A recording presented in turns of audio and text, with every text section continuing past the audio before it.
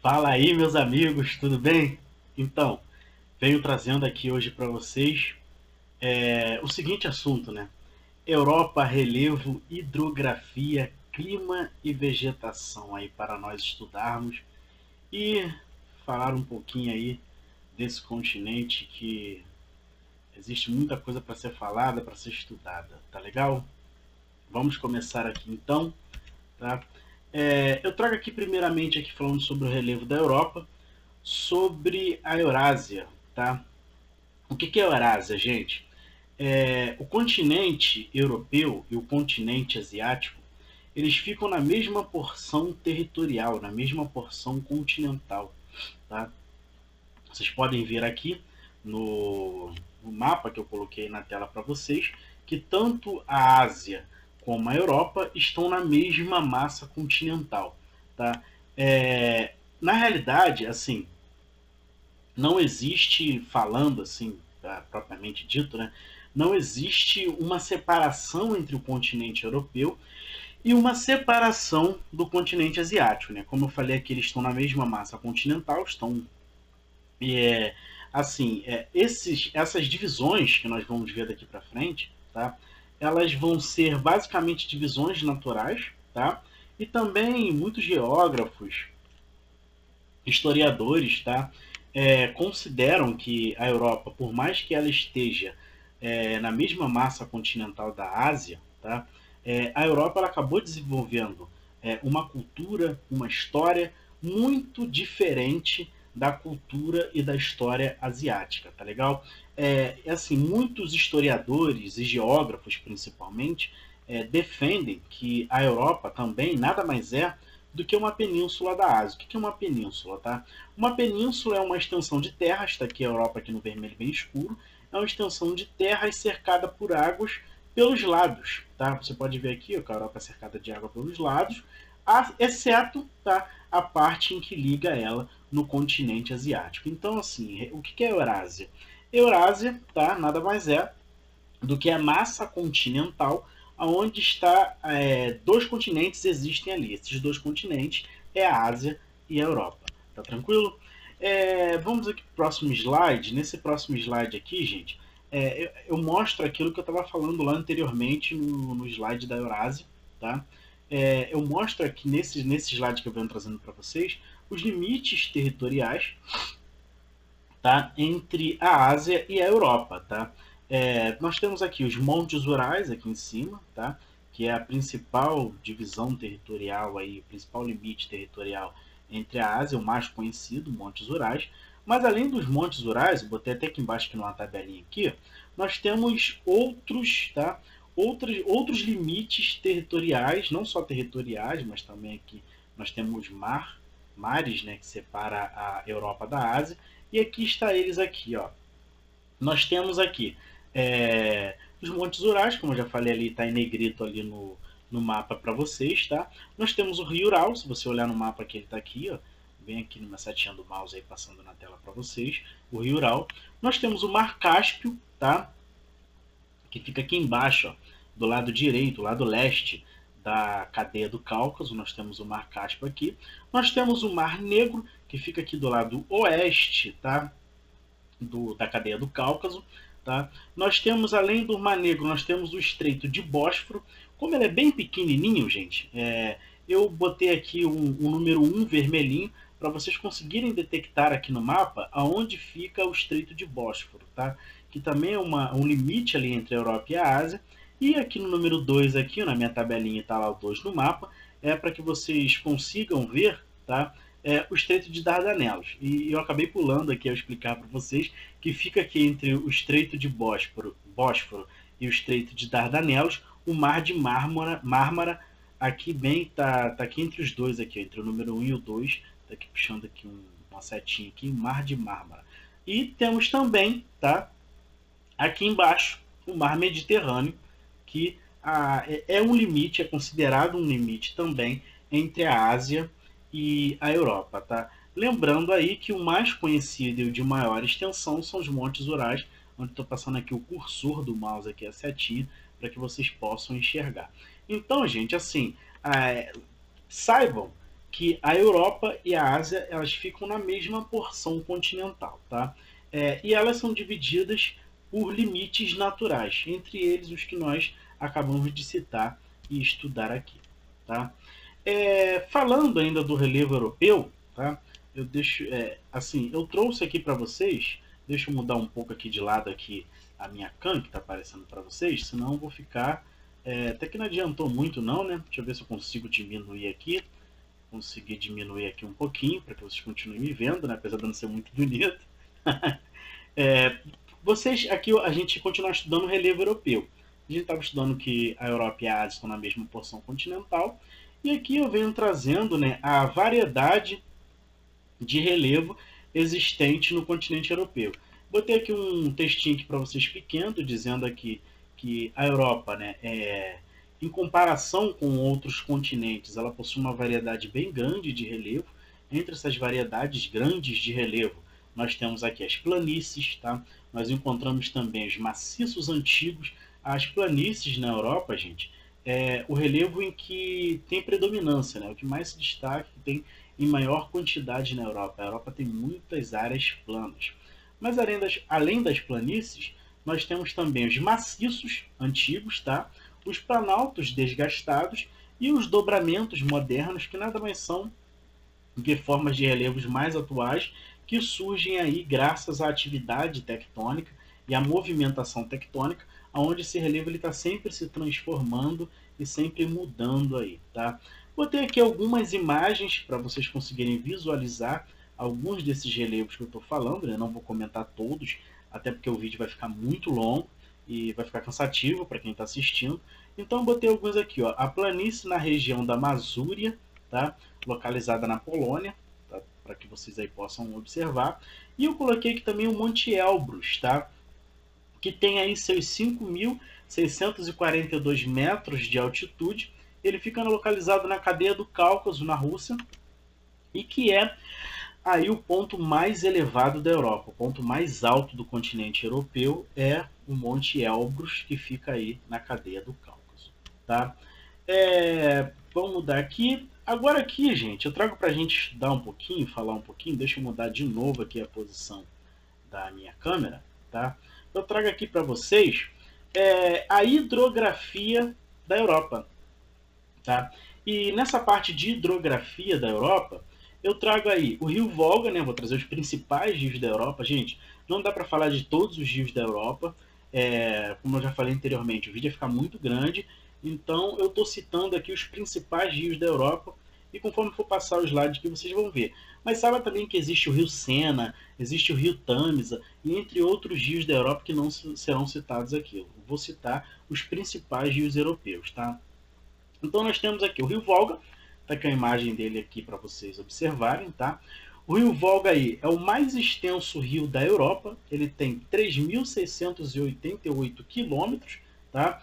E assim, o rio Volga ele é muito utilizado na circulação de pessoas e na produção de energia na Europa, tá? Ou seja, ele é muito utilizado para transporte de pessoas, para o ir e vir, né? Para se deslocar lá para as demais regiões da Europa. Tá tranquilo? E também é utilizado em algumas áreas, em algumas regiões, para a produção de energia elétrica. Então a gente pode pegar o rio Volga, a importância dele no continente europeu, o transporte de pessoas e a produção de energia elétrica. Tá tranquilo? Vou ter uns textinhos aqui para vocês. Ó. O rio Volga, o mais extenso rio europeu, com 3.688 quilômetros, nasce no planalto de Valdai, na Rússia, atravessa a planície russa e deságua no Mar Cáspio. O uso desse rio é intenso, tanto como via de circulação, como produção de energia em seu alto curso, assim como para irrigar terras das estepes caspianas. Ou seja, que eu acabei esquecendo de explicar aqui, foi até bom ler essa parte, ele também é muito utilizado para irrigação na agricultura em algumas áreas do continente europeu. Tá tranquilo? Gente, trago aqui também aqui para vocês aqui, ó, deixa eu mudar de slide aqui, o rio Reno, um outro grande e importante rio europeu. Tá a imagem aqui do rio Reno para vocês observarem do lado do texto, tá? E o rio Reno, gente, ele também é muito utilizado por transporte, tá? E ele corta, como ele corta uma determinada quantidade de países na Europa, ele também, assim, as margens do Rio Reno se concentram muitas indústrias, tá, de países europeus, e ele também é utilizado para transporte de pessoas e mercadorias, tá?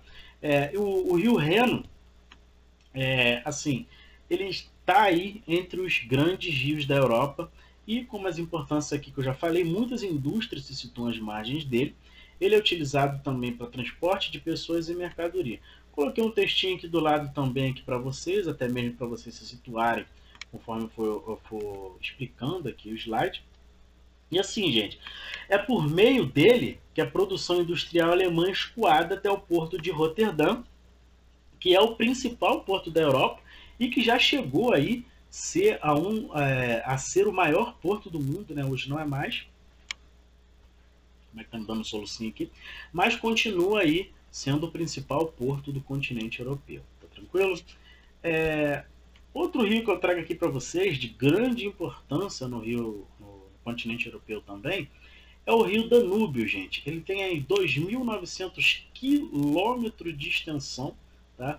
É o rio da Europa aí em que pega a maior quantidade de países, tá? Que corta a maior quantidade de países, tanto que ele é considerado o rio mais internacional da Europa, tá? Ele passa aí em países como Alemanha, Áustria, Eslováquia, Hungria, Bulgária e Romênia, tá? Ele acaba desaguando no Mar Negro, tá?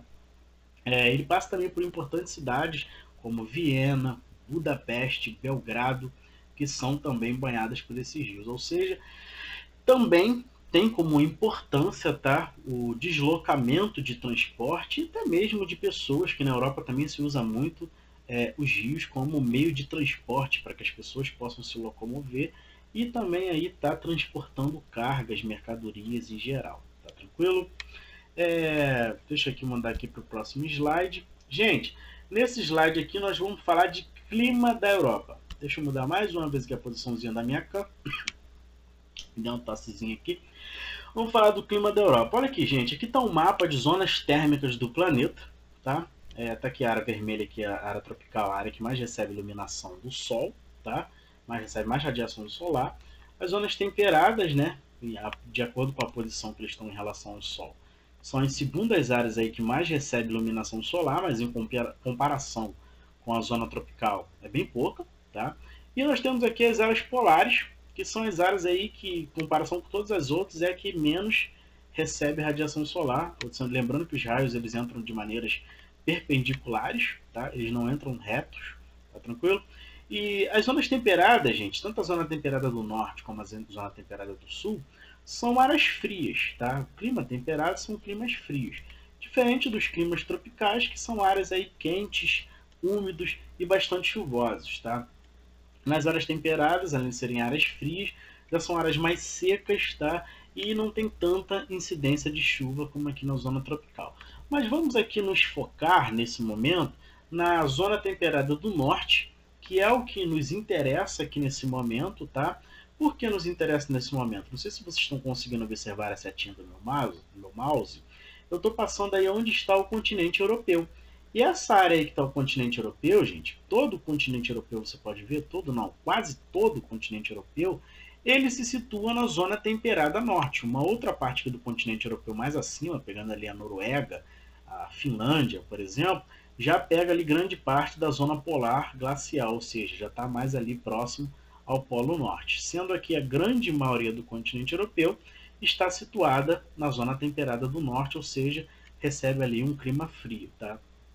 Então, gente, assim, qual é o clima predominante na Europa? O clima temperado, tá? Por quê? Porque a Europa ela está em sua grande maioria, tá? Entre o Círculo Polar Ártico, estou passando aqui o cursorzinho do mouse para vocês verem, tá? E o Trópico de Câncer, que é aí a zona temperada do norte. Então, o clima predominante na Europa é o clima temperado. É claro, gente, que você indo mais ao extremo norte, pegando ali países como Finlândia e Noruega, esses países já recebem ali já o clima polar também, tá tranquilo? Então vamos mudar aqui, vamos para outro mapinha aqui, ver o que ele traz. Aqui, gente, aqui nós temos a corrente do Golfo, tá? O que é a corrente do Golfo, gente? A corrente do Golfo está aqui, ó. Primeiramente, vamos ver aqui a legenda do mapa, tá aqui, ó, mostrando que essas setas azuis no mapa são correntes marítimas frias e as setas vermelhas no mapa são correntes marítimas quentes. Opa, meu Deus, acabei saindo aqui do mapa, agora como que eu volto? Calma aí, cheguei. A corrente do Golfo, gente, está aqui, ó, é uma corrente fria, é uma corrente quente, desculpa, tá falando besteira aqui já, é uma corrente quente, tá? Ela nasce aqui no Golfo do México, uma corrente marítima quente, e a corrente do Golfo, gente, que é a encarregada, tá, de levar aí essa corrente quente, levar essa corrente marítima quente aqui para a região da Europa, aonde está mais ali na área polar, como a Finlândia, que eu já citei, e a Noruega, tá? Ou seja, a corrente do Golfo, se não fosse a corrente do Golfo, provavelmente aí grande parte desses países, como Noruega e Finlândia, que fica mais ali dentro do Oceano Ártico, né, dentro do Polo Norte, eles sofreriam ali um clima polar meio que o ano todo. Então essa corrente do Golfo ela é responsável por levar aí, tá, esses ventos quentes, essa corrente marítima quente para os países europeus que estão mais situados, tá, ali em direção ao Polo Norte. Tá tranquilo? Trouxe aqui um pouquinho para a gente falar da vegetação da Europa, tá? E o que a gente pode falar aqui da vegetação da Europa aqui, gente? A vegetação da Europa é muito variada, tá? Graças ali aos seus diferentes climas, né? Que a gente acabou de citar anteriormente no outro slide. E também por causa dos seus diferentes solos. As vegetações mais encontradas na Europa, né? As vegetações europeias, dizendo assim, está aqui, eu botei aqui para vocês. Tundra, a floresta de conífera, que também é chamada de taiga ou floresta boreal. Nós temos aqui a floresta temperada, as estepes, as xerófilas, a vegetação de altitude, floresta boreal e taiga, tá? Gente, não vou explicar a formação de cada uma aqui, porque a gente vai demorar muito. Eu teria que fazer um vídeo específico para explicar isso, tá? Mas eu quero chamar a atenção aqui que vocês saibam que essas são as formações vegetais encontradas na Europa. É importante que vocês saibam disso agora nesse primeiro momento.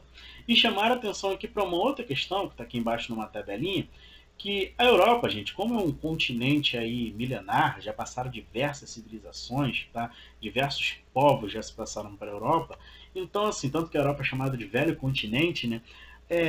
Muito do que é floresta e recurso natural da Europa foi muito explorado por diversos séculos, vamos dizer assim, tá?